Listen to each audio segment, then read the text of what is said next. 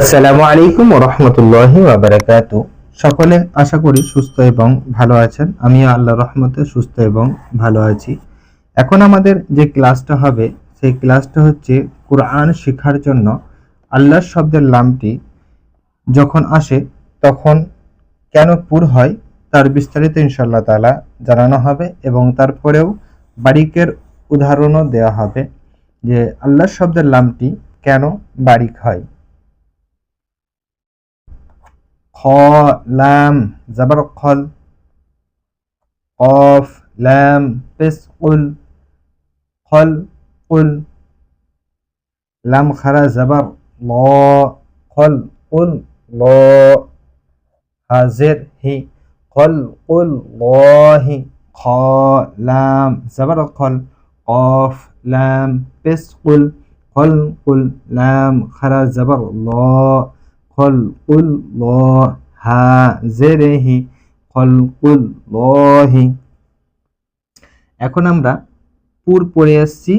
এরপরে আমাদের সামনে যে কায়দাটি আসছে সেই কায়দাটি হবে বারিক উদাহরণ, বারিকের উদাহরণ, যে আল্লাহ শব্দের লাম কেন বারিক হয় বা কি কারণে বারিকটা হয় সে সম্বন্ধে ইনশাআল্লাহ তাআলা বোঝানো হবে।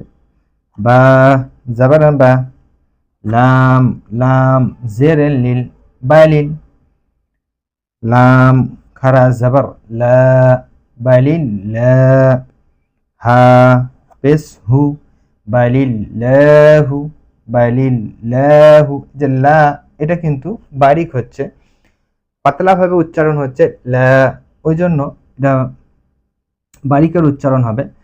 কেন হচ্ছে না, আল্লাহ শব্দের লামের পূর্বের অক্ষরে এই যে লাম আছে এই লামে কিন্তু জের আছে, ওই জন্য কিন্তু আল্লাহ শব্দের লামটা বারিক হচ্ছে। এর আগে আমরা কায়দা পড়েছিলাম আল্লাহ শব্দের লামের পূর্বের অক্ষরে যদি জাবার বা পেশ হয় তাহলে কিন্তু আল্লাহ শব্দের লাম পুর হবে, আর যদি আল্লাহ শব্দের লামের পূর্বে লামের পূর্বে যদি কোনো অক্ষরে জের হয় তাহলে কিন্তু আল্লাহ শব্দের লাম বারিক হবে। তারই উদাহরণ বারিকের উদাহরণ এবং এটি পুরের উদাহরণ। বালিল্লাহু বা জবর বা, লাম লাম জের লিল বালিল, লাম খারা জবর লা বালিল্লা, হা পেশহু বালিল্লাহু। এখন আমরা সামান্য রিডিং পড়ে তারপরে ইজারার দিকে যাব। খলকুল্লাহি বালিল্লাহু। হ হরফে মুস্তাআলিয়া সর্বদা কিন্তু পুর হয়।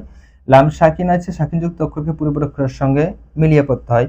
কফ হরফে মুস্তাআলিয়া এবং মুতাহারিক হবে, হরফে মুস্তাআলিয়া এবং মুতাহারিক হবে, সর্বদা কিন্তু কফ পুর হবে। এর আর একটা কায়দা আমরা পড়ে গেছিলাম, পড়া হয়ে গেছে, সেটি হচ্ছে কফটা কিন্তু যদি সাকিন হতো তাহলে কিন্তু কলকলা হতো। এদিকে একটু লক্ষ্য রাখতে হবে, কফে সাকিন হলে কিন্তু কলকলা হবে, যখন হারাকাত হবে জাবার জের পেশ তখন কিন্তু হরফে মুস্তাআলিয়ার দিকে যাবে। আল্লাহ শব্দের লাম আমরা কিন্তু বলছি এটাই যে আল্লাহ শব্দের লাম কোনটি অনেকে বুঝতে পারে না, তো সেই জন্য আমরা বারবার বলছি আল্লাহ শব্দের লাম কিন্তু এই লামটি যেই লামের উপরে তাসদিদ আছে এই লামটা কিন্তু আল্লাহ শব্দের লাম নয়।